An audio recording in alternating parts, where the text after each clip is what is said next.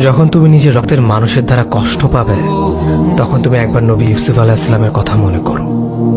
তিনি কিভাবে নিজের ভাইয়ের দ্বারা প্রতারিত হয়েছিল। যখন তোমার বাবা মা না বুঝে তোমার বিরুদ্ধাচরণ করে, তখন নবী ইব্রাহিম আলাইহিস সালামের কথা মনে করো। তার বাবা তাকে আগুনে নিক্ষেপ করায় ভূমিকা রেখেছিল। যখন তুমি সমস্যা থেকে পরিত্রাণের জন্য কোনো পথ পাবে না, তখন ইউনুস আলাইহিস সালামের কথা ভেবো। তিনি কতটা সময় তিমি মাছের পেটে আটকা পড়েছিল।